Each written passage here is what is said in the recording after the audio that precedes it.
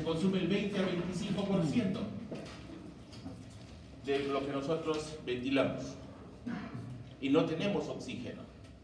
Entonces, si privamos de oxígeno, primero vamos a producir anaerobiosis, acidosis por la acumulación de ácido láctico, y aparte de ello va a disminuir el flujo sanguíneo cerebral. ¿De qué depende que nosotros le demos aporte de energía y oxígeno? Básicamente viene del flujo sanguíneo cerebral. Cuando antes se pensaba de que la comunicación sináptica se daba entre la neurona presináptica o sináptica, se pensaba que era unidireccional y que tan solo dos eran los protagonistas, dos neuronas. Pero se vio que eso era totalmente falso. Ahora se sabe que es bidireccional.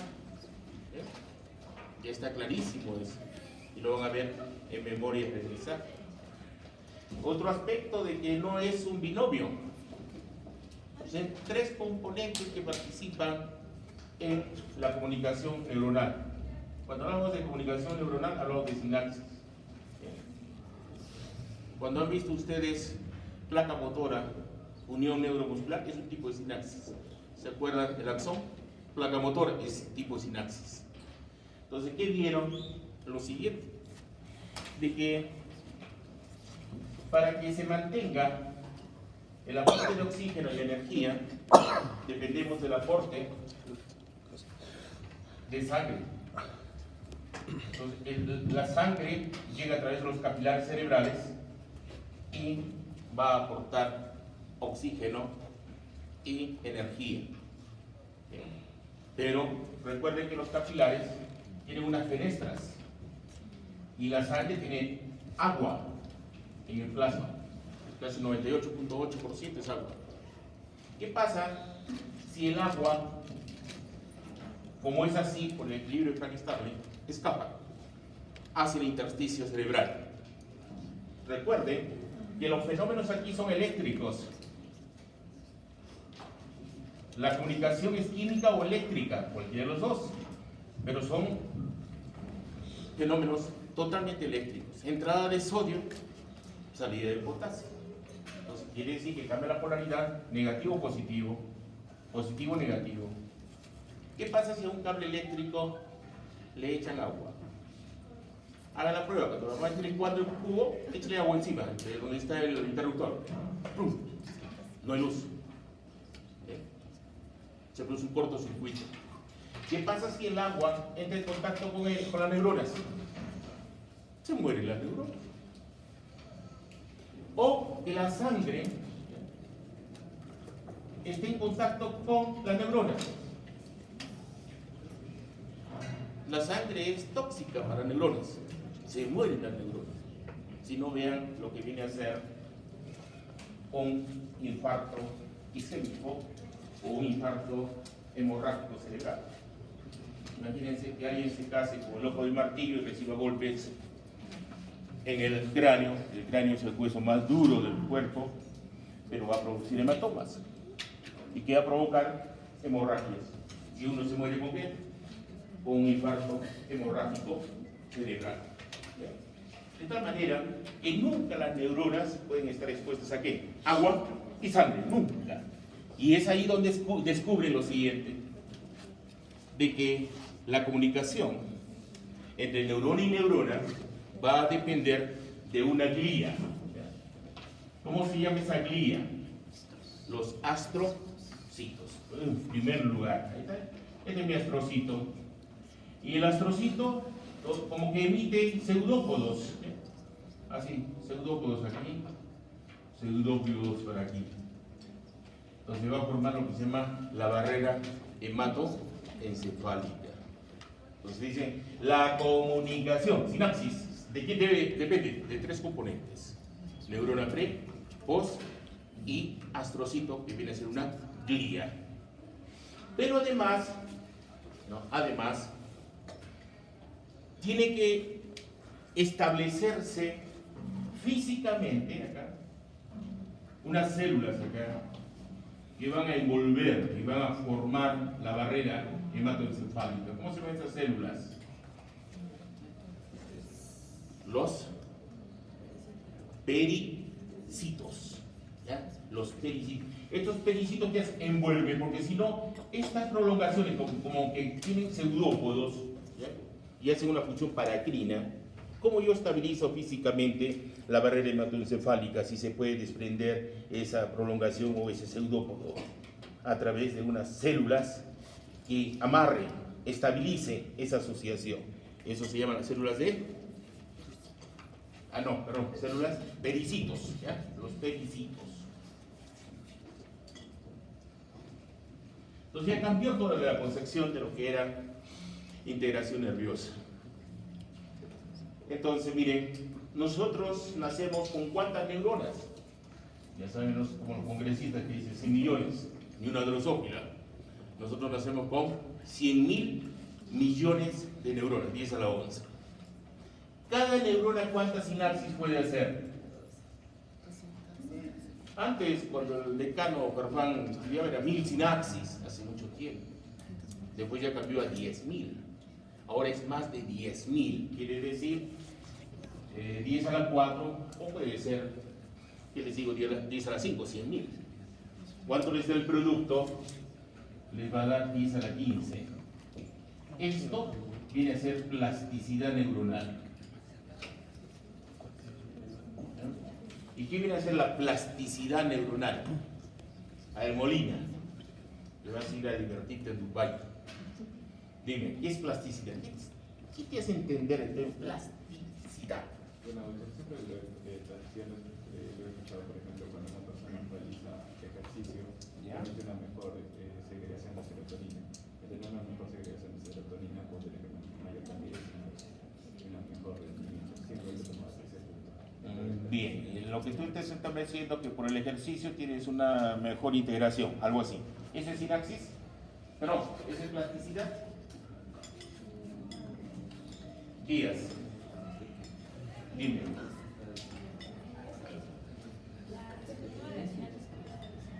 No. Para almacenar nueva información, y la información que almacenamos nosotros es a través de información verbal, información visoespacial, ¿no?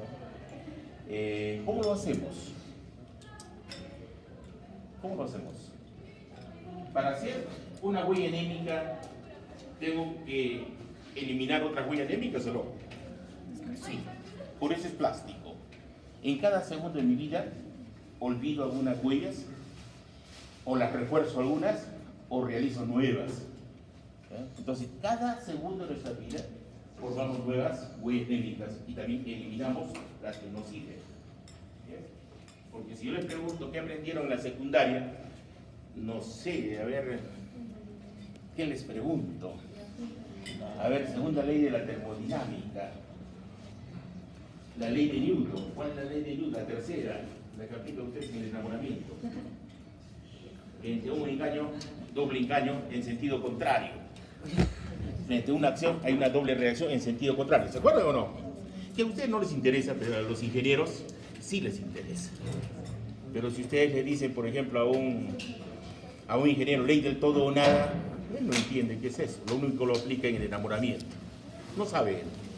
Sinapsis menos, salvo que sea un ingeniero electrónico. A ellos sí. Entonces, miren, en esta parte de la fisiología, ustedes van a entender cómo el cerebro piensa, cómo el cerebro interpreta, cómo el cerebro establece el control, la coordinación, cómo sistematiza todo. Por ejemplo, la visión de nosotros, ¿cómo es? Tridimensional. Yo puedo establecer que mi delegada, ¿no?, está detrás de Recoba, porque estoy viendo profundidad. Eso es 3D. ¿Ya? Quiero decir que el cerebro humano, ¿cuántas áreas tiene de la visión el cerebro humano? ¿Cuántas? Ustedes en la práctica católica te han dicho 3, te han dicho, primaria, secundaria y terciaria. Mentira, son 12 áreas. de la resolución visual. Hay una área que nos permite interpretar lo escrito. ¿Cómo se llama esa área? Bellevinet. Bellevinet. ¿Alguna vez lo han oído hablar? Bellevinet. ¿En qué área se encuentra? 39 de Brockman. Entonces van a entender, por ejemplo, por qué un individuo convulsiona. La lesión, ¿dónde se encuentra? Entonces, si convulsiona, tiene que tener la lesión en el área motora. Si yo pierdo la visión, o pierdo el olfato, tengo anosmia, o pierdo el gusto, ageusia, ¿no? Entonces, quiere decir que la lesión se debe a una determinada área del cerebro. ¿Bien? De tal manera que les he puesto esta imagen para que entiendan algunos aspectos que son necesarios en lo que es neurofisiología. Tienen aquí el prototipo de célula nerviosa. Ya saben que tiene un soma, y ese soma es el cuerpo neuronal. Tiene núcleo, tiene organelos membranosos y no membranosos, pero hay algo diferente a las otras células, los gránulos de Nils. Entonces, no hago histología ni anatomía, lo único que yo hago es la ubicación visoespacial que nos permite entender la fisiología. Entonces, gránulos de Nils viene a ser el aparato, ¿qué viene a ser? El retículo endoplásmico rugoso.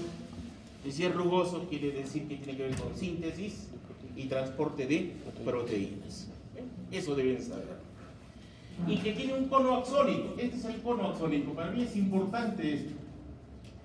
¿Por qué es importante? Porque me va a establecer que mientras la sinapsis que se establezca y estén más cerca del cono axónico, es el que determina la respuesta. Yo puedo tener múltiples estimuladores acá. Pero ¿qué pasa si yo tengo aquí potenciales posinápticos inhibidores? El que va a tener como resultado, como producto, es un potencial posináptico inhibidor. ¿Por qué? Porque está cerca aquí, al cono axónico. Estas prolongaciones son las dendritas. Y esas dendritas son donde se va a establecer la recepción del estímulo para que lo procese y lo transporte. Este viene a ser el axón. Y el axón ya saben que puede ser mimerizado o no mimerizado en lo que es sistema nervioso central. Quien permite la mineralización vienen a ser los oligodendrocitos, glía. Y en el periférico son las células de Schwann. ¿Bien? De tal manera que eso nos permite de que la propagación del impulso nervioso sea saltatorio. Entonces, una pieza mielínica transporta 2 metros por segundo, pero una que es mielinizada transporta 120 metros por segundo. Entonces, ¿qué nos interesa a nosotros? De que sea más veloz. Entonces, la función propioceptiva, por ejemplo, si la comparo con la función de calor, por ejemplo, temperatura, ¿quién es el que más rápido debe ser? La propioceptiva, porque es defensa. Reflejos, es rápido. Comparado con dolor, es más rápido los reflejos. ¿Qué más podemos decir? No entro yo en la parte anatómica, lo que me interesa, no me estoy hablando. Hay unas áreas del cerebro que son poco o nada perfundidas. ¿Cuáles son esas áreas? Por ejemplo, tenemos sistema límbico. Otro viene a ser las zonas profundas, temporo-occipital. Y el epéndimo. ¿Ya? Todas estas áreas son pocas perfundidas. Entonces, ¿cómo yo puedo aportar nutrientes y oxígeno para que puedan vivir esos estratos neuronales? Para ello tengo que fabricar líquido céfalo y raquídeo. ¿Y quién fabrica el líquido cefalorraquídeo? Los plexos coroideos. ¿Y dónde están los plexos coroideos? En el cuarto ventrículo. Entonces ahí se encuentran unas estructuras que son ovillos de capilares, y son varios, ¿no? Que lo que hacen es ultrafiltrado o filtrado. Lo que hacen es filtrado. ¿Ya? Filtrado. Porque para que sea ultrafiltrado tendría que tener la cápsula de Bowman. ¿Se acuerdan del renal? Corpúsculo renal, el glomérulo, ¿no? Que vendría a ser lobillo de capilares, y una cápsula que sería la de Bowman. Y ya saben pues los conductos, los conductos contorneados, proximales, etc. Pero en el cerebro nosotros no miccionamos con el cerebro, entonces no tenemos cápsulas de Bowman, pero sí tenemos un filtrado. Y ese filtrado es nuestro líquido cefalorraquídeo, que nos va a aportar ¿qué? Agua, nos va a aportar electrolitos, ya sea el sodio, potasio, cloro, bicarbonato, todos los electrolitos. Nos va a aportar glucosa. Y la concentración de glucosa con respecto al plasma es 2/3. ¿Ya? 2/3. Como es filtrado y no es ultrafiltrado, ¿habrá proteína o no habrá proteínas? Sí, lógico. Están las proteínas igual que la del plasma. ¿Habrá colesterol? Idéntico al del plasma. ¿Ácidos grasos? Idéntico al del plasma. La diferencia está que ¿habrá plaquetitas ahí? Nunca. ¿Habrá leucocitos? Nunca. Eritrocitos, menos. ¿Bien? Porque es filtrado, no es ultrafiltrado y no pueden atravesar. ¿Bien? Entonces, ¿cómo es el líquido cefalorraquídeo? Cristalino, como el agua de roca. ¿Saben cómo es el agua de roca? Es cristalino. Si ustedes ven que está amarillento, ¿qué nos indica? Meningitis. Y recuerden que hay 3 capas protectoras del cerebro. ¿Cuáles son esas capas? Las meninges. De adentro hacia afuera, a ver. Tía, madre, aracnoides y dura madre. Esas son las meninges. De tal manera que si hago una evaluación del líquido cefalorraquídeo, no puede tener cualquier coloración. Nos indicaría un problema de virosis o bacterias, parásitos, etc. Y hay una teoría de Monro-Killing que nos indica lo siguiente, que tenemos un parénquima neuronal. Ese parénquima neuronal viene a ser, pues, lógico, la sustancia gris y la sustancia blanca. ¿Y qué viene a ser la sustancia gris? Es 40-60. La sustancia gris vendría a ser que el oxomas o cuerpos neuronales. En cambio, la blanca vendría a ser los axones. ¿Bien? Los axones. Pero ¿quién es más perfundida? ¿La gris o la blanca? La más perfundida es la que fabrica todo. ¿Quién fabrica todo? El axón.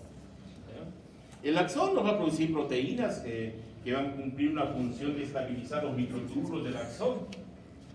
Nos va a producir unas proteínas APP para mantener la comunicación.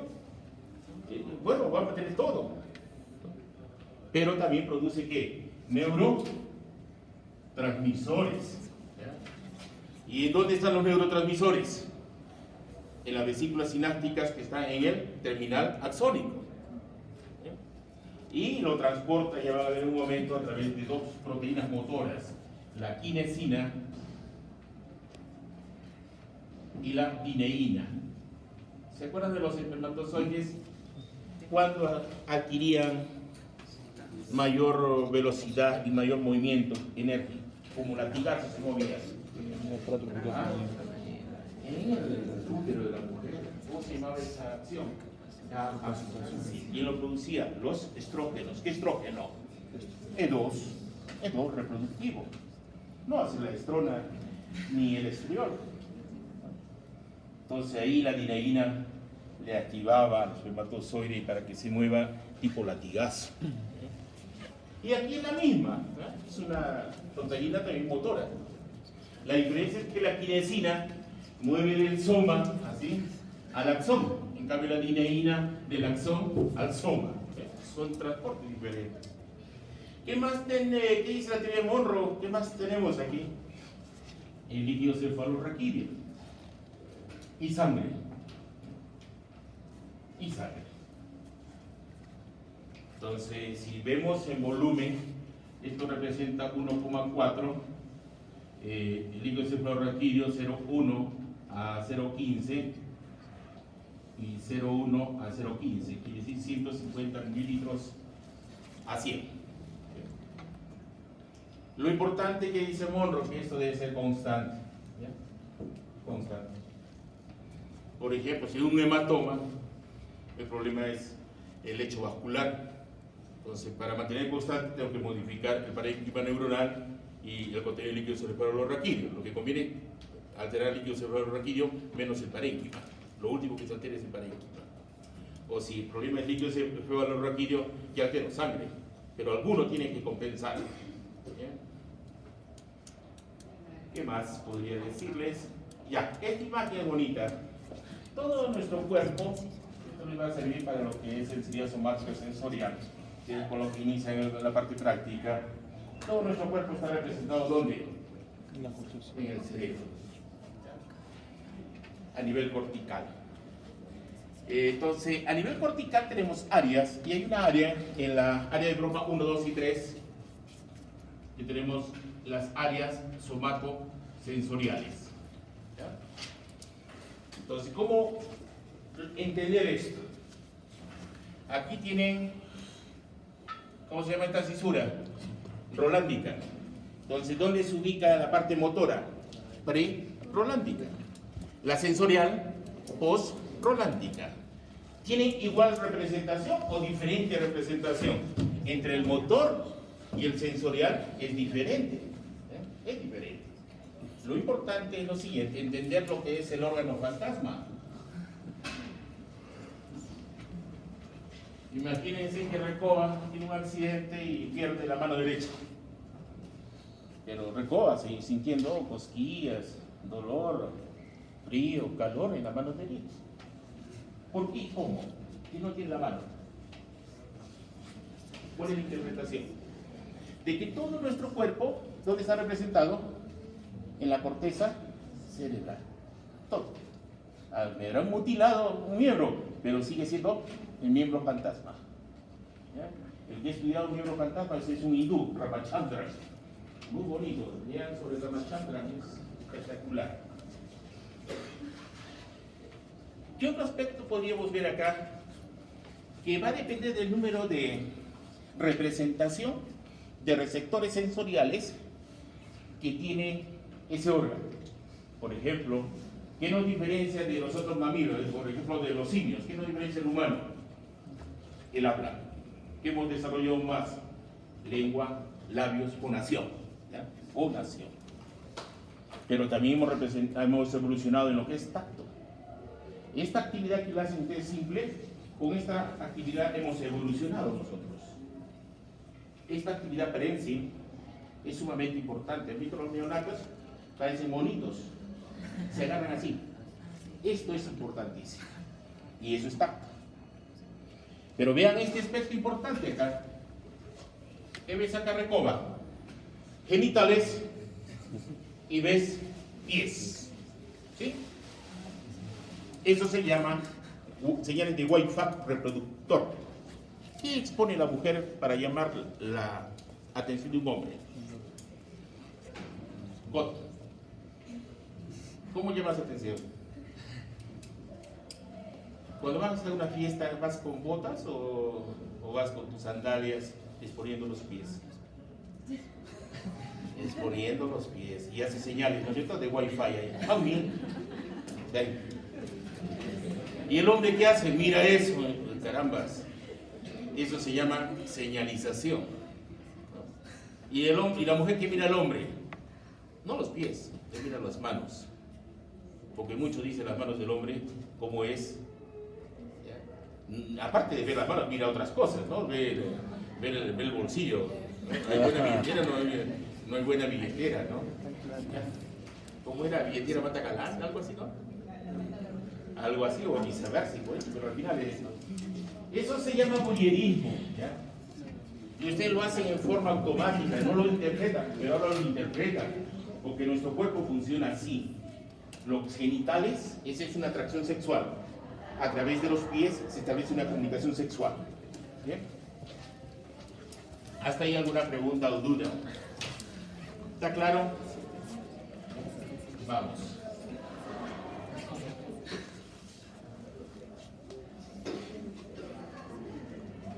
Acá más bonita esta clase, ¿saben por qué? Porque puedo escribir. Ahí en la B14 no puedo hacer nada. Acá se puede escribir. El transporte, ya les hablé, 2 proteínas motoras, kinesina y dineína. Ya les he explicado su función.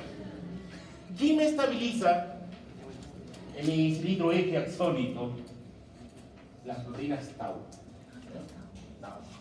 ¿Y qué hace tau? Ahí tengo los microtúbulos y a manera de anillitos. Imagínense que este es mi cilindro eje axónico. Tengo un anillito de la trampa, el otro anillito del entrante, el otro de la saliente. He visto mujeres que usan muchos anillos. ¿Ya? Eso es tau. Cada anillito es un tau. Pero ¿qué pasa si ese tau se fosforila? Si se fosforila, se separa, se disgrega. ¿Y qué va a formar? Ovillos. Y esos ovillos que va a provocar degeneración valeriana. ¿Ya? Degeneración valeriana.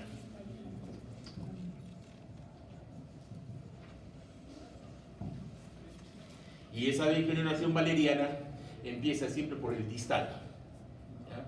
Mientras más lejos sea del soma, comienza por ahí la degeneración. Ahora, es lógico pensar, si tengo la alteración de mi cable eléctrico, ¿conduzco o no conduzco el potencial de acción? ¿El impulso nervioso? No. No. Otro de los problemas de la comunicación viene a ser las proteínas beta-amiloides, estas, las placas seniles, que se asocian a demencia senil, Alzheimer. Alzheimer. Si el alumno se olvida sus llaves en la casa de la trampa, ya saben que ya tiene un diagnóstico precoz de demencia, que ya no es senil, juvenil. Lo que uno olvida después de los 50 años, o es las llaves, o se olvida dónde dejó el carro, dónde dejó la trampa, se olvida. Se olvida, algo natural. Pero ¿dónde viene el problema? ¿Ya? El problema viene a ser ¿quién me protege mi sinapsis, mi integración? ¿No? Viene a ser estas proteínas amiloides que vienen a partir de las APP. ¿Qué vienen a ser las APP? Proteínas precursoras amiloides. Se encuentran en la membrana de las neuronas y tenemos 3 enzimas secretas alfa, beta y gamma. Fisiológicamente debe expresarse la alfa y la gamma. Pero cuando se expresa la beta, ¿ya? Se expresa la beta y la gamma, me produce unos productos anómalos. Esos productos anómalos deberían ser las beta amiloides. Esas beta amiloides, ¿qué hacen? Se agregan y forman las placas amiloideas, que son marcadores de demencia senil. ¿Qué pasa si yo tengo un bloqueo en la integración nerviosa, en la coordinación nerviosa? Lógicamente comienzo a tener problemas de memoria. ¿A largo plazo o corto plazo? Las de corto plazo, pero al final llego a largo plazo. Un viejito que se acuerda cuando jugaba jacks, cuando jugaba bolitas, jugaba trompo. Usted ya no conocía el trompo, ¿no? Ya, así conocía, ¿no? No son tan antiguos, son menos antiguos. Entonces, miren, le coloco eso básicamente para ubicarlos. Esta es la imagen que les decía. Ya cambió la neurofisiología. Hablamos ahora de las glías. ¿Ya? ¿Cuántas glías tenemos por neurona? A ver qué me dicen. ¿Una neurona es una glía o una glía es una neurona? Cuando él se muere, se pensó que tenía, pues, como era medio cabezón, más neuronas. Mentira. Lo que tenía era mayor desarrollo de las glías. No mayor número, sino mayor desarrollo. Es como, por ejemplo, a ver, que compare un individuo, no va por el nombre, uno chiquito, un bonsaicito o uno grandote acá, ¿ya? ¿El número de neuronas será igual o diferente? El número va a ser igual, salvo que haya estado expuesto a agente contaminante y sea muerte neuronal. Es igual que el número de fibras musculares, va a ser la misma, solo que uno se hipertrofia, es más grande por genética, alimentación, medio ambiente, qué sé yo. Entonces, miren, es importante entender lo siguiente. ¿Quién es célula madre? ¿Cuántas células madre conocen ustedes? A ver, eso cuando en marzo lo hemos hablado, ¿se acuerdan? Ah, no, en la segunda fase hemos hablado de células madre, ¿se acuerdan del stem cell? ¿Se acuerdan? El stem cell es un tipo de célula madre. A partir del stem cell formó toda la sangre de células sanguíneas. Tengo dos series, piloide y linfoide, ¿se acuerdan? Ya. Pero también tengo las células madre embrionarias. ¿Ya? Pero también tengo las células madre de adulto. Quiere decir, son células madre que a partir de una célula adulta me da otro tipo de células. En este caso, en el cerebro, las células madres son células de adulto y son glías. ¿Saben qué glía es? Los astrocitos son las precursoras que nos van a dar neuronas. Se llama neurogénesis. ¿Y cómo es la división? ¿Simétrica o asimétrica? ¿Simétrica o asimétrica? Imagínense, por ejemplo, yo tengo esta célula y produzco dos células iguales. Esta ya no la tengo, no la tengo. Ya no la tengo, la pierdo. Pero si yo tengo esta célula A, voy a dar una A y una B. ¿Qué vendría a ser? Asimétrica. Y la característica de la formación de células madre es asimétrica. ¿Se acuerdan o no? Lo que ha ido cambiando y ha cambiado es en cuanto a la formación de neuronas en adulto. ¿Ya? Hasta hace unos años se conocía que existían los factores de crecimiento neuronal, existían las neurotrofinas, y se pensaba de que en adulto humano se podía regenerar las neuronas hasta el año pasado, diciembre del 2018, que se comprueba que no hay formación de neuronas después del adulto. ¿Se acuerdan cuando les expliqué que uno nace con 600 gramos de nuestro cerebro promedio? ¿Se acuerdan o no? Hicimos un gráfico inclusive, a ver, se lo voy a hacer rapidito. Peso del cerebro y edad. Primer año de vida. Un slash 6 años. Un slash 23 años. Un slash 50 años. Listo. Aquí peso del cerebro. Un slash 600. Listo. Cuando uno nace, tiene 600 gramos. Pero al año de vida se duplica, tiene 1000 gramos, 1 kilo. ¿Ya? 10 gramos. Acá está. A los 6 años ya llega casi al 95-98% acá. A unos 1400 más o menos gramos, dependiendo del peso. A los 23 años es el máximo peso. ¿Saben qué parte es la última en madurar? ¿Quién cree? Hipotálamo, hipocampo, área prefrontal, testículo cerebral. ¿Cuál sería? La última parte de madurar del cerebro humano viene a ser el área prefrontal. Es lo último. Y de ahí, bueno, acá, después de los 50, 60, comienza a disminuir el peso. Acá baja el peso. Y al disminuir el peso, lógicamente, ya ustedes saben, mayor riesgo de enfermedades neurodegenerativas. ¿Ya? Eso es. Pero ¿qué se pensaba? Había artículos que habían demostrado en ratones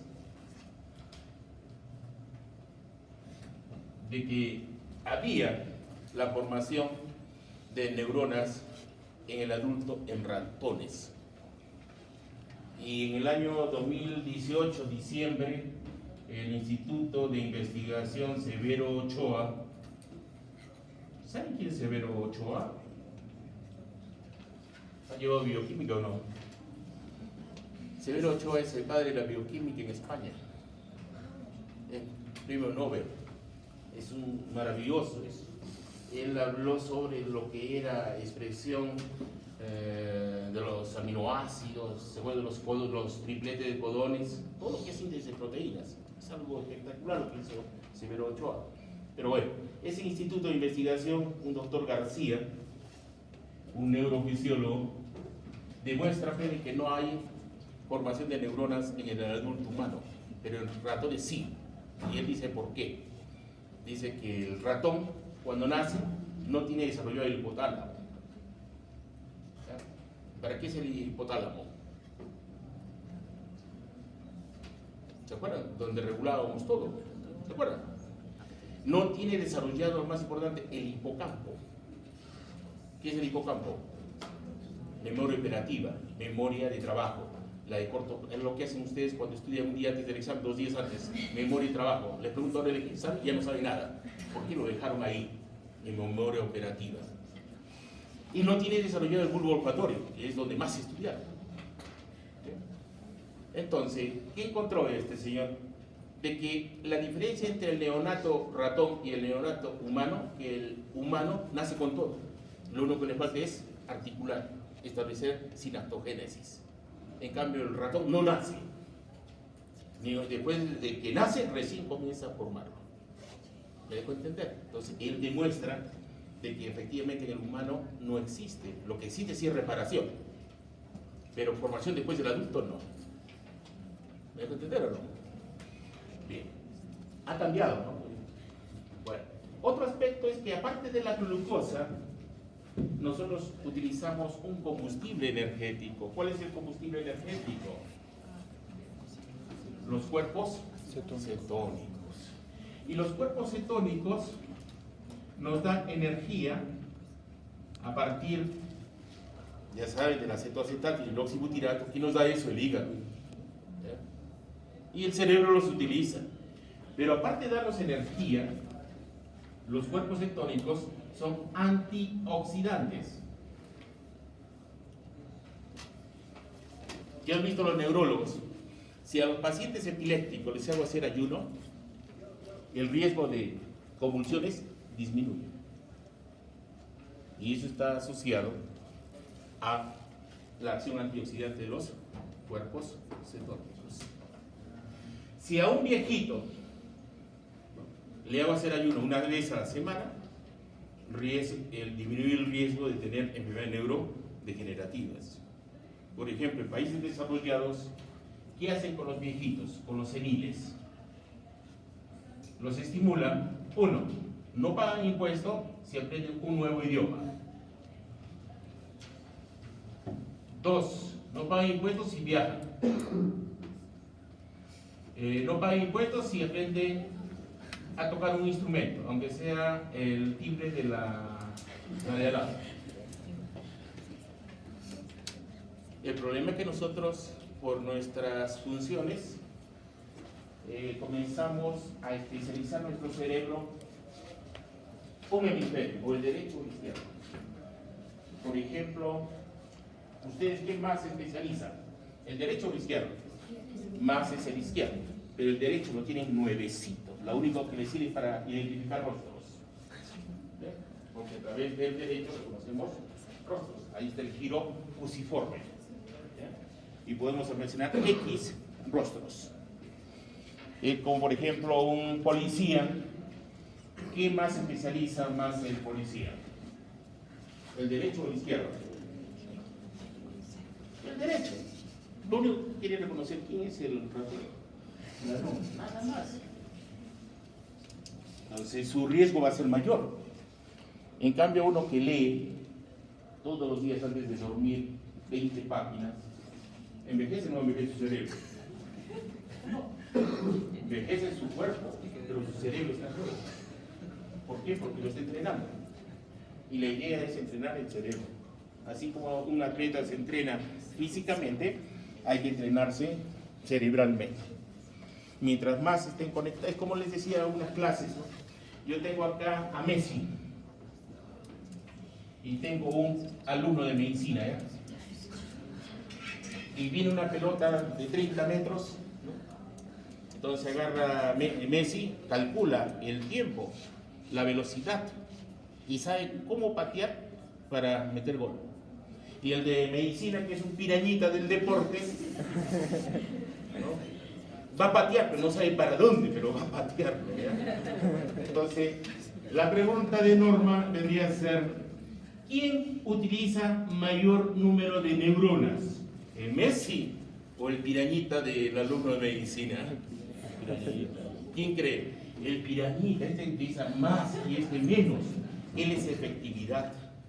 Mientras la conexión sea más rápida, menos comunicante, es mejor.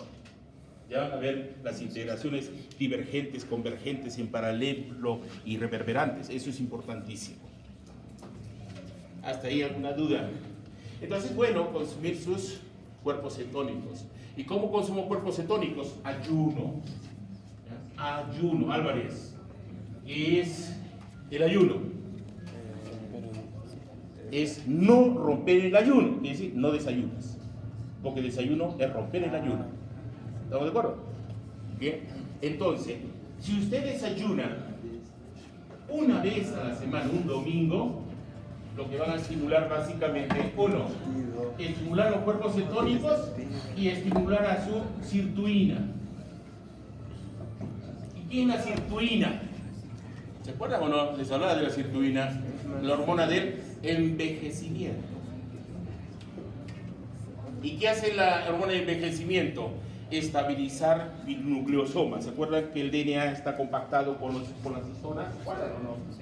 Entonces, ¿qué pasa si yo activo la desacetilasa? Entonces, se abre y se muere la célula, porque pierde la capacidad de mantener la estabilidad de su cromatina. Entonces, eso nos hace la sirtuina. Y aparte del ayuno, ¿qué les hace? Formar cuerpos cetónicos, porque no le doy glucosa. El problema es que lo hemos mal acostumbrado en su cerebro. Le gusta facilito. ¿Qué le gusta? Glucosa. Y no saben que la glucosa es el problema de todo. El exceso de glucosa, ¿qué nos produce? Diabetes. ¿Pero por qué? ¿Cómo son los...? ¿Han visto cómo es el azúcar? ¿Es cristales o no son cristales? Y un cristal en el endotelio, ¿daña o no daña? Es como un vidrio, ¿daña o no daña? Sí, daña. El problema es que nos gusta la glucosa. ¿Te gusta el locro? Lógico, porque nos han tomado locro, estofado, matas, puro azúcar nomás. Por eso que ahora está de moda las dietas mediterráneas, las dietas cetogénicas, que no provoca cetoacidosis, ¿ah? Otra cosa es cetosis. Una cosa es cetosis y otra cosa es cetoacidosis, ¿ah? Y ya en gastro lo vamos a ver, ¿ya? En gastro, en tercera fase. Ahora no vamos a ver. Si no, no me quedaría ahí y no me detengo. Y ahora, los GLUC son importantes también. Ya tenemos mal acostumbrado a nuestro cerebro, dependemos de glucosa. ¿Ya? Entonces, si no han tomado desayuno, ya me están mirando el cólera. A las 9 comienzan a formar cuerpos cetónicos. Entonces, ¿por qué no hay un terremoto? ¿Por qué no hay un paro cardíaco al profesor? Están pensando, quieren escapar, ¿no? Quieren escapar. Es parte de la manifestación humana. ¿Ya? Entonces, depende del GLUC. El GLUC que yo tengo en microglia, ¿saben que la microglia es otro tipo de glía? Que tiene acción depuradora, es como un macrófago al final, ¿ya? Es GLUC 5. En cambio, las neuronas tienen GLUC 3, pero en el endotelio y en los astrocitos tengo los GLUC 1. Entonces quiere decir que no es el mismo transportador de glucosa. ¿Bien? Autorregulación.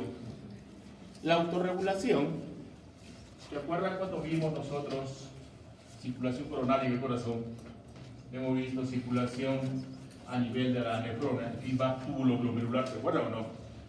Indicamos que habían 3 órganos en nuestro cuerpo: corazón, riñón, cerebro, donde existe lo que se llama autorregulación del flujo sanguíneo. Si alteramos esta autorregulación, lo que tenemos es disfunción multiorgánica.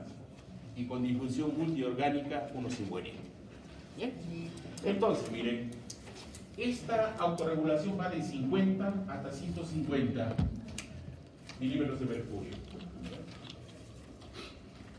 Entonces, yo, para mantener mi flujo sanguíneo, este flujo sanguíneo cerebral constante, yo dependo de mecanismos biógenos, metabólicos, neurogénicos. Entonces, debo mantenerlo constante, porque imagínense que yo estoy con un promedio de 100, promedio de 100 milímetros de mercurio, voy a bailar perreo, llevo a 130, 140, ¿no? Entonces el flujo sanguíneo tendría que incrementar, ¿sí o no? A mayor presión, mayor flujo, pero no puede ocurrir eso. Esto nos puede provocar serios problemas a nivel cerebral o a nivel cardíaco o a nivel renal. Entonces eso se da a través de estos mecanismos, ¿o no? El miogénico. Si yo disminuyo la presión, es lógico pensar que voy a disminuir el flujo, ¿ya?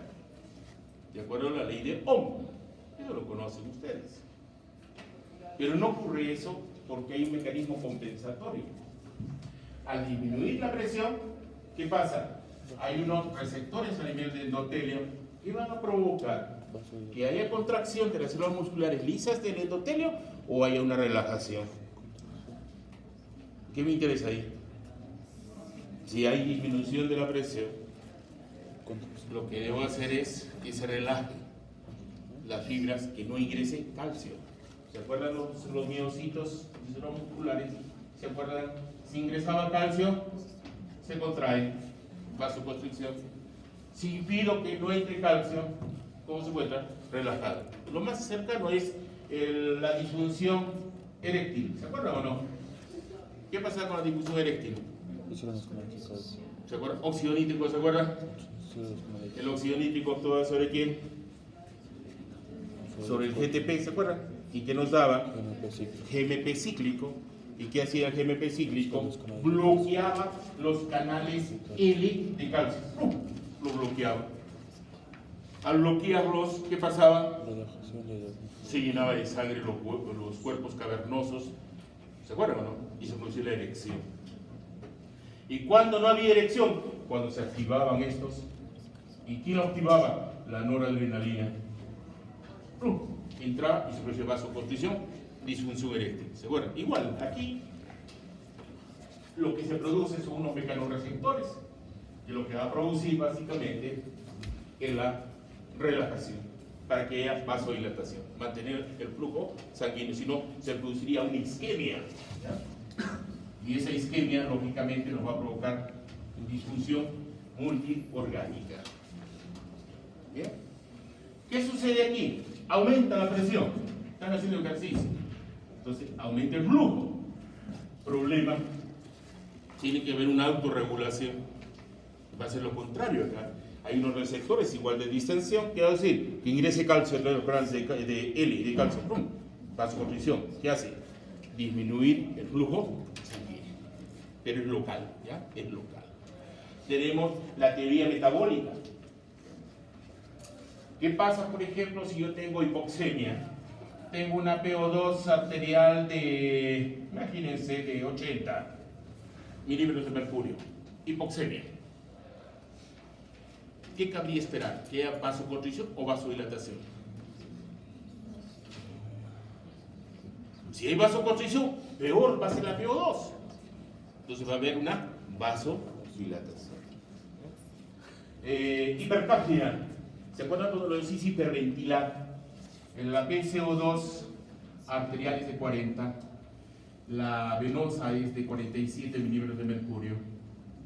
Entonces, hipercapnia quiere decir aumento de la PCO2. Y cuando hay aumento del CO2, vasodilatación, porque el CO2 es vasodilatador. Pero ¿qué pasa cuando yo les hice, les bajé su PCO2, se los bajé a 35 hipotético milímetros de mercurio? Está hipocapnia. Entonces les hice hiperventilar, ¿se acuerdan? Entonces tenían los ojos congestivos o unos querían desmayarse, ¿se acuerdan? Que era una prueba neurológica para ver las convulsiones. En este caso, si bajo CO2, ¿qué va a pasar? ¿Vasoconstricción o vasodilatación? Vasoconstricción, lógico. ¿Ya? En cambio, aumenta el CO2, vasodilatación. Ahora, el aumento de CO2, ¿ya? Este aumento de CO2, por ejemplo, va a estar asociado a ¿quién? ¿A acidosis o alcalosis? Acidosis. En cambio, la hipocapnia a alcalosis. ¿Se acuerdan cuando hicimos, se acuerdan de esta reacción? CO2, reacción de la vida, se hidrata. ¿Qué nos da como producto? De grasa carbónica, nos da ácido carbónico. Este es tóxico y no hay enzima, no es la grasa carbónica. Antes se pensaba que la grasa carbónica, mentira. Entonces, este se desprotona y nos da bicarbonato. ¿Sí? Entonces, disminución de CO2 es disminución de hidrógenos. Y si disminuye hidrógenos, eso se llama alcalosis. Entonces, en alcalosis, ¿qué hay? Vasoconstricción. ¿Ya? En acidosis, vasodilatación. ¿Ya? Eso debe tenerlo claro. Y el mecanismo neurogénico, el simpático, si actúa sobre el alfa, ¿se acuerdan? Ese es universal. Por el alfa contraigo y por el beta relajo. En este caso, el estímulo alfa adrenérgico, ¿qué vendría a ser? Vasoconstricción. Disminución de flujo. En cambio, ¿cómo lo aumento? Con el parasimpático. El parasimpático, ¿qué hace a nivel cerebral? Vasodilatación. Pero actúa a través de M2 o M3. M2 y M4. En cambio, el antagónico vendría a ser M1, M3, M5. Ya les hablé de muscarínicos, ¿se acuerdan? Bien, seguimos. Bueno, fíjense primero que nos habló de sinapsis, pues Sherrington, este señor, acuérdense, año 1879, Guerra del Pacífico, Guerra de Perú con Chile. Chile por tonto se metió en el conflicto de Bolivia con Chile y salimos mal, recontra mal, porque los bolivianos nos abandonaron inclusive con el pleito y perdimos muchas cosas. Bueno, pero en ese tiempo él hablaba de esto. Comunicación entre neurona y neurona.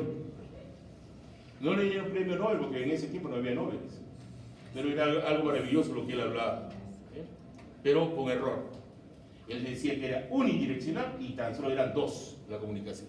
Ya saben ustedes que es bidireccional y actúa aquí más. La glía. ¿Qué glía? Los astrocitos. ¿Para qué? Para formar una función paracrina, eso es importante, paracrina, y estabilizar la barrera hematoencefálica, porque la neurona no puede estar en contacto ni con el agua ni con la sangre, sino problema, cortocircuito, veneno la sangre a la neurona. Por eso es que uno recibe un golpe en el cerebro, ACV, se queda en coma y después muere. ¿Cómo se conocía esto de la sinapsis? Bueno, Otto Lowy, un señor alemán, agarró un corazoncito de un anfibio de estilo ocular y estimuló el nervio vago, el hemogástrico.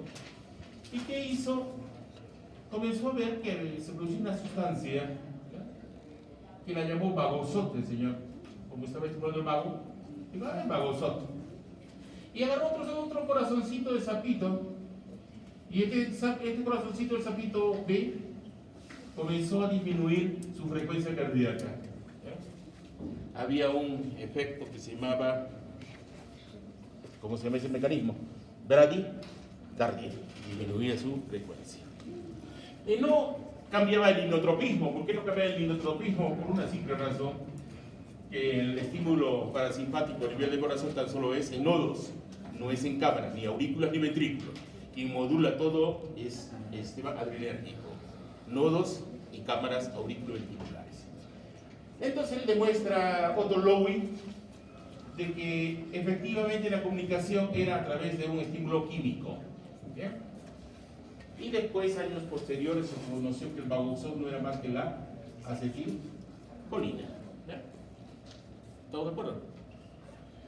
Ahora, podemos utilizar esta imagen también para establecer tipos de receptores nicotínicos. Tengo el N1 y el N2. El N1 es el NM y el N2 NN. Son dos tipos. No es como los muscarínicos. Lo que yo les expliqué en placa motora, con lo que es contracción muscular, ¿se acuerdan? En la teoría de Hasley y Simon, ¿se acuerdan? Los elementos contráctiles, ¿quiénes eran? La titina y la nebulina, y las contráctiles, la miosina, la actina, la tropomiosina y la troponina, ¿se acuerdan? Entonces, eso básicamente actúa NM, neurona, músculo, así es. En cambio, a nivel cerebral, actúa el NN, neurona, neurona. Entonces, son dos tipos de nicotínicos, y los muscarínicos son 5 tipos. Y bueno, ya ustedes saben de que para que yo provoque una contracción muscular, en este caso placa motora, ¿no?, que también es una sinapsis, esta vesícula sináptica tiene que entrar en la posición ¿con quién? Con la membrana presináptica y se produzca la exocitosis regulada del neurotransmisor. ¿Ya? Para ello, aquí juega un papel importante ¿quién? El calcio. ¿Qué es el calcio? Fosforila la sinaxina. Y la sinaxina permite el desplazamiento de las vesículas con la membrana. A ese complejo se le llama SNARI. Aquí tienen el SNARI. ¿Ya? Esta imagen ya es más bonita que la que les mostré en Fisiología 1. ¿Por qué? Porque es más complejo. ¿Qué hace el calcio? Activa la sinaxina. Y la sinaxina fosforilada, ¿qué hace? Permite desvincular el citoesqueleto del citosol del terminal sináptico para que la vesícula entre en oposición con la membrana presináptica. Y aquí tenemos la sinaptotasmina, la sinaptobrevina y la sinaptoficina. Si yo les pregunto por dónde se libera el neurotransmisor, por esa citosis regulada es por la neuroficina, por esto, la rojita, se libera. ¿Bien? Y está regulado. Y posteriormente se encontró la sinapsis eléctrica. Y al final se pensaba que la sinapsis eléctrica era tan solo dominio de invertebrados. Es como cuando vuela una mosca. ¿Han visto que es rapidito o no? A ver, agárrenla a una mosca así. No la van a agarrar, porque es más rápida. Y su estímulo de conducción es eléctrico. Y en humanos se pensaba, ¿existe el eléctrico? Sí. Sí. ¿En dónde? Por ejemplo, para funciones sensoriales, para memoria y aprendizaje, tenemos también eléctrico. No es tan solo químico en un humano, tenemos los dos. ¿Y cuál es la diferencia entre el eléctrico y el químico? El químico, esta derecha, es 20 nanómetros. En cambio, esta derecha es 2 nanómetros. Entonces, hay una aposición entre membrana pre y post. Están en aposición. Entonces, ya no da el espacio para que se libere un neurotransmisor. No hay espacio. Entonces, es directa la comunicación. Es más rápida la comunicación. Y es a través de los conexones. Esto es un conexón, todo esto. Y cada uno de estos es una conexina. Y una conexina viene a ser una proteína, pero que establece como una estructura de compuerta, de pasaje. Pero no es un pasaje abierto que entra todo. Está regulado por el pH, por neurotransmisores, por calcio, etc. Está regulado esto. No es un pasaje que el sodio que está acá, ¿bien? Acá está el sodio, pasa sin ningún problema acá. No, está regulado esto. ¿Y quién lo descubrió en el 59? Potter y Farsbach. Bueno, esto es importante también que lo entiendan. Que aquí la nomenclatura ya difiere a lo que han visto ustedes en la parte de nervio. ¿Se acuerdan cuando entraba el sodio que se producía? Despolarización. Salía el potasio, repolarización. ¿Y quién establecía nuevamente el gradiente de concentración? Era la ATPasa sodio-potasio. Eso era lo que conocían ustedes. Pero aquí, si el estímulo es umbral, ¿ingresa quién? Sodio. Pero aquí ya no se llama despolarización, se le llama potencial posináptico excitador. pero tienen requisito. ¿Cuál es el requisito? Que llegue a la ley del todo o nada. Llegar a la ley del todo o nada, ¿qué significa? Llegar al umbral de estímulo. Si no llega al umbral, no hay respuesta. Simple. Y el inhibidor, igual. Ya saben que las células internamente son negativas y externamente positivas, pero a nivel nervioso y a nivel cerebral, periférico y autónomo, el influjo de un anión, ¿qué va a hacer? Hiperpolarizar. Pero esa hiperpolarización se le llama potencial o sináptico inhibidor. Cambia la nomenclatura. Ejemplo, podría ser un estímulo GABAérgico. El GABA es un inhibidor y esto está asociado, por ejemplo, a enfermedades neurodegenerativas. Siempre hay un agonista y un antagonista. Si falla el antagonista, hay un exceso de agonista y provoca un trastorno, y viceversa. Esto no va a pasar, que ya lo conocen ustedes. ¿Se acuerdan del enotrópico y el metabotrópico? ¿Sí? Lo conocen y lo revisan si no. Neuromodulación. Esto es importantísimo porque a nivel nervioso todo lo tenemos regulado. Aquí no puede haber falla, porque si hay falla, eso es atentar contra la vida. Ejemplo, ¿conocen el corazoncito? ¿Conocen los receptores beta 1 y M2? Tienen una fibra acá simpática y acá tiene una fibra parasimpática. ¿Ya? De tal manera, el simpático viene a ser fibras postganglionares. ¿Ya? Entonces, acuérdense, postganglionares sí se difiere. En las preganglionares del simpático son idénticos los neurotransmisores. Siempre en el sistema nervioso, en la próxima clase vamos a hacer eso, autónomo. Las fibras preganglionares, tanto del sistema adrenérgico y colinérgico, siempre en la acetilcolina, siempre. En lo que difieren es en las postganglionares. En las postganglionares, las adrenérgicas son la adrenalina, noradrenalina, y en las colinérgicas, la acetilcolina, con una sola excepción, en las glándulas sudoríparas, es la excepción. Ya les voy a explicar por qué. Ahora no es el caso, no termino mi clase. Pero vamos aquí. Ustedes saben que el sistema simpático, ¿qué hace con el corazón? Le provoca un estímulo. ¿Qué pasa con la frecuencia? Y el inotropismo aumenta. El estímulo simpático mimético se llama, aumenta la frecuencia cardíaca. Es taquicardizante. En cambio, el estímulo parasimpático es el freno. El freno, que debería ser bradicardizante. Pero no obstante, a tener ese freno, ¿no?, hay una neuromodulación a través de los estimuladores.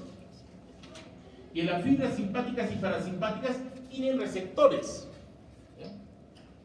Tienen receptores beta y alfa que van a regular. Imagínense que ustedes están tan felices que se van a casar. Cásate conmigo, esa canción, ¿no? Y aparece otra trampa y cásate conmigo, y se estimulan más, ¿no? Y ya no funciona tanto el bradicardizante. Entonces actúa otro mecanismo. El exceso de adrenalina es tanto la adrenalina que está sobreestimulando que va a actuar sobre el receptor alfa para detenerle el estímulo. ¿Me dejo entender? Es una regulación del mismo. ¿Me dejo entender o no me dejo entender? No tan solo es la descarga, sino también va a actuar a través de un feedback sobre la propia fibra postganglionar simpática y también sobre el parasimpático. ¿Ya? No, en lo que es nervioso, todo está regulado, no tan solo por los de la descarga, sino a través de un tipo de feedback, en este caso negativo. Vamos. Células de Renshaw. Las células de Renshaw son unas células, unas neuronas inhibidoras. Entonces, ¿cómo puedo yo regular a las motoneuronas?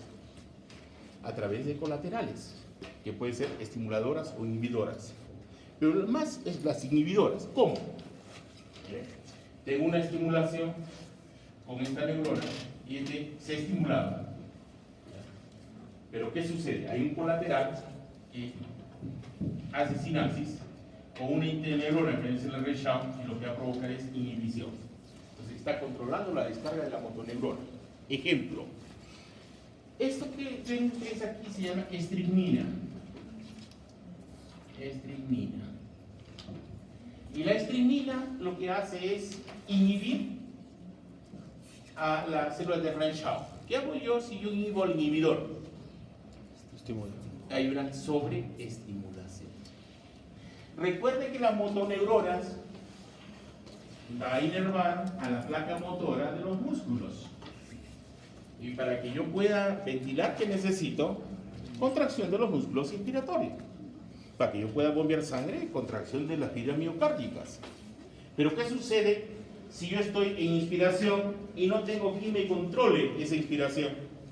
Yo voy a tener una contracción sostenida, y que va a provocar paro respiratorio y cardíaco. ¿Y dónde va el cuento? Que en Arequipa, por el año 1982, por ahí, 83, el Ministerio de Salud tenía un principio, decía, muerto el perro, muerto la rabia, algo así. Entonces, ¿qué hacían sus campañas de eliminar perros callejeros? Iban con su camionetita verde, minsa, por todos sitios, y daban los bocados, pan con estricnina o carne con estricnina. Hasta que dos niñitos por Jesús, por la ciudad de Marte, por ahí, por la parte de arriba, comieron ese pancito con estricnina y se murieron. Y desde ahí Minsa ya no puede utilizar estricnina. Antes se mataban inclusive los individuos deseccionados con estricnina. Ya cambiaron la estricnina por campeón. Y ya saben que hay otra forma de morir más fácil. Hipercalemia. 4 soles y nadie se da cuenta de por qué murieron. Lo único que tienen que saber es llegar a la vena. Es facilísimo. Con los ojos cerrados. Sumación espacial y temporal. Aquí yo tengo una comunicación neurona-neurona. Mi respuesta es estimulación. Yo tengo una neurona con tres estímulos, 3 neuronas más. Entonces yo tengo, mi respuesta es esta. 3 respuestas. Pero ¿qué pasa con esta? Miren. Ay, caramba. Aquí. La respuesta, como hay 3 estímulos, la respuesta es inmediata. En cambio, acá la tengo graduada. A un estímulo, una neurona 2, pero tengo 3 pulsos o frecuencias de estímulo, tengo un potencial graduado. ¿Se acuerdan ustedes de sumación latente? Efecto Treppe, efecto Bowditch. ¿Se acuerdan o no? ¿Qué les dije que les recomendé para las noches de bodas? ¿Ah? ¿Se acuerdan del principio del tamaño? Un brazote grande y un bracito chiquito. ¿Se acuerdan o no? Pero se han olvidado. ¿Qué hace un atleta para poder competir? Primero calienta. ¿Para qué? Para reclutar un mayor número de fibras musculares. Y cuando recluta, se calienta el músculo. Y su respuesta va a ser mejor o peor cuando esté frío. Mejor. Eso se llama Bowditch o Treppe. ¿Ya? Treppe o Bowditch o escalera, ¿no? Igual acá, a 3 frecuencias, aumenta, y tengo una respuesta, que es de estimulación. Potencial posináptico excitador. ¿Se acuerdan que les hablé del cono axónico? ¿Se acuerdan o no? Acá tengo las dendritas y tengo X excitadores, creo que eran 10, frente a 2 inhibidores. ¿Cuál sería la respuesta? Porque si entro acá al cilindro eje axónico, ya es la respuesta, es la salida, acá es la recepción, aquí es la propagación. Entonces, al final, ¿cuál va a ser mi respuesta ahí? ¿Estimulación o inhibición? Si yo tengo 10 excitadores frente a 2 inhibidores, ¿cuál es mi respuesta? Estimulación, ¿no es cierto? Mentira, es inhibición. ¿Por qué razón? Porque topográficamente, ¿quién está más cerca al cono axónico? ¿Los excitadores o los inhibidores? Los inhibidores. ¿Ya? Así de simple. Los potenciales electrotónicos dependen básicamente de lo que está más cerca al cono axónico. Ese es el que me da respuesta. ¿Se acuerdan de la fatiga? Así como un músculo se fatiga, también la neurona se fatiga. Es como cuando ustedes, por ejemplo, estudian antes para el examen, un día antes, o 2 días antes. Entonces, el exceso de adenosina, vienen ustedes como autómatas, ¿no? Cara de sueño y parece que los han violado, ahí están. Entonces dan su examen y se van a su cura de silencio, van y no quieren almorzar, se duermen hasta el día domingo, ¿no? Mediodía despiertan. ¿Qué pasó? Hubo terremoto, golpe de estado, no saben nada. ¿Por qué? Eso se llama deuda de sueño, se llama eso. ¿Ya?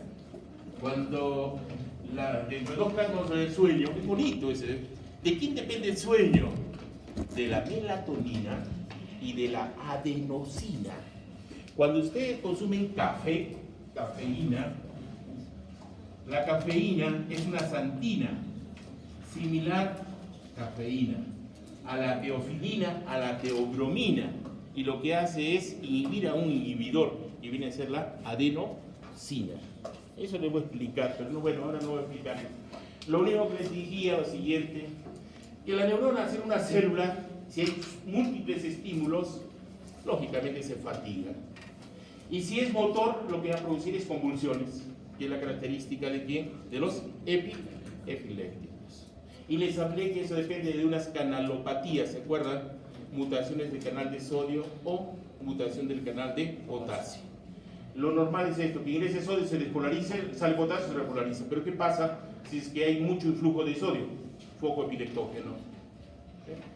Mutación en el canal de potasio que no sale, foco epileptógeno. Circuitos neuronales. Los circuitos neuronales, como ven aquí, no les estoy haciendo descanso porque parece que he hablado mucho en la introducción, ya son las 8:18, ¿ya?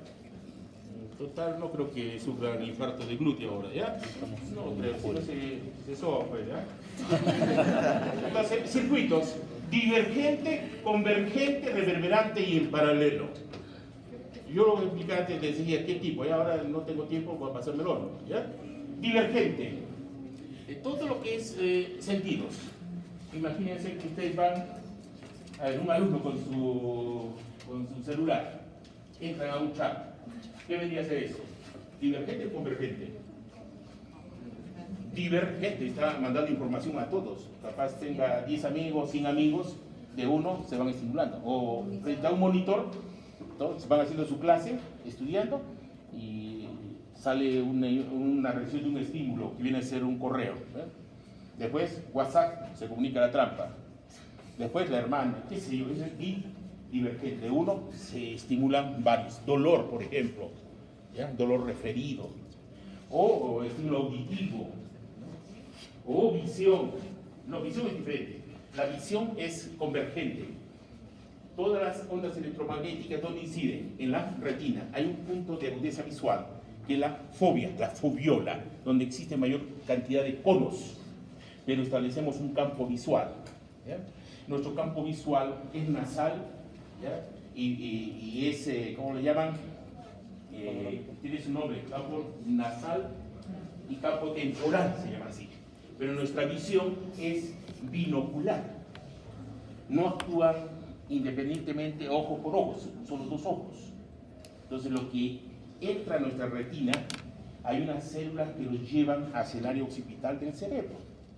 ¿Quiénes son esas células? Las ganglionares, que forman el nervio óptico. ¿Se acuerdan? Entonces aquí representaría, por ejemplo, el estímulo y actúa sobre las células amatrinas, bipolares, ¿se acuerdan? ¿Y sale con quién? Con las ganglionares por el nervio óptico. ¿Hacia dónde? Hacia el núcleo genicular lateral, ¿no? Quiasma óptico, y se irradia la cintilla óptica hacia el área occipital. Memoria aprendizaje. ¿Cómo aprender? Por reverberancia. Si el alumno es horizontal, así, se va hasta el río Chile. Hasta el río Chile. Ese no aprende nada. Es el pirañita de la educación. Lo que debe hacer es, frente a un parágrafo, detenerse y repetirlo. No lo entendí. Nuevamente, otra vez. Capaz 10, 100 veces. Ya lo aprendí. Recién pasó otro para acá. Y tengo que hacer reverberancia. Tengo que hacer retroalimentación. Si no hago retroalimentación, lo dejo en ¿dónde? Memoria a corto plazo. ¿Dónde está la memoria a corto plazo? Hipocampo. ¿Dónde está la memoria a largo plazo? Corteza cerebral. Tengo que dejar la huella. Entonces, cuando dejo la huella, ya para mí se me hace mucho más fácil, porque tengo una autopista mental, una autopista neuronal. ¿Se acuerdan cuando nos conocimos y hablamos de potencial de acción? No sabían nada, pero ahora ya lo entienden. Ya saben que el sodio, ¿dónde está más? ¿Es afuera o adentro? Afuera. ¿Dónde está más el potasio? Dentro. ¿Dónde está el magnesio? Dentro. ¿Y es cofactor de qué? De la proteasa sodio potasio. ¿Dónde tengo el magnesio? En todo lo que es verde. Ir a comer pasto, geranio, porque la clorofila, su núcleo, ¿quién es la clorofila? El magnesio. Y es importante consumir magnesio. Todo lo que sea verde, alfalfa, geráneos, ¿no? Acelga, lo que no les gusta a ustedes, espinaca, no les gusta, pero quieren comer, ¿ya? Y además que cuando se embaracen, necesita ácido fólico. ¿Y dónde está el ácido fólico? En las hojas. Fola es hoja. Y si no les gustan las hojas verdes, van a tener espina bífida su bebito o paladar hendido. El labio leporino. Y en paralelo, ejemplo, los reflejos. ¿Ya? Los reflejos. ¿Por qué los reflejos? Por la inervación de Sherrington. Por ejemplo, si hago el reflejo bicipital, ¿quién es el que es un potencial posináptico excitador? Va a ser el bicipital. Pero hay un antagonista, ¿cuál es? El tricipital. En uno tiene que haber excitador y el otro inhibidor. No puede haber doble respuesta. ¿Sí o no? No puede haber. Y eso es en paralelo. Potencial posináptico inhibidor y potencial posináptico excitador. Si hago el reflejo de extensión, ¿quién está actuando? El extensor. ¿Quién es el extensor? El tricipital, pero el bicipital inhibido. Eso se llama la ley de inervación recíproca, de Sherrington, ¿no? Neurotransmisores. No he puesto mi brillo hoy día, me he olvidado. Nos vamos a quedar ahí. ¿Preguntas o dudas? Dime, señor. Una pregunta acerca de ese miembro de la maca que es No te escucho, me escucho maca nomás. la Escucha maca, macanudo nada más. por ejemplo, las celebradoras internacionales. Todo, miren, si ustedes consumen en la mañana semillas de chía y linaza, suficiente como un mecanismo antioxidante para mantenerse estable en su salud. La maca, si bien es cierto, lo han asociado a sildenafilo andino, porque está relacionado con la parte sexual, pero hay varios estudios sobre eso, pero básicamente se debe a su acción antioxidante, eso es cierto. ¿Ya? El cañiguapo, todas esas molientas de la sierra es bueno. ¿Ya? Es bueno porque al final son naturales, ¿ya? No son procesados. Lo procesado para ustedes, por ejemplo, ¿qué es? El pan, por ejemplo, el azúcar procesado, los pasteles, el yogur, el queso, qué sé yo, todo eso es procesado y eso es lo que provoca daño. ¿Ya? Cuando tengan su bebito entre media hora y tengan la enfermedad del moco, alergia, quítele todo lo que sea procesado y van a ver, más bien maten al perro y al gato. No puede haber bebito que tengan, no puede haber ni perro ni gato. No es por el pelo, sino por la caspa del pelo del perro o del gato. No puede haber perro y gato cuando tengan ustedes su bebito. Ya cuando su bebito tenga 30 años que tengan perro. ¿Ya? Pero no cuando sea bebito. Sino van a tener enfermedad del moco. Y van a estar con su loratadina, su ceticina. Y le va a hacer problemas al bebito. Se complica la situación. Muy bien, nos quedamos ahí. Clarito.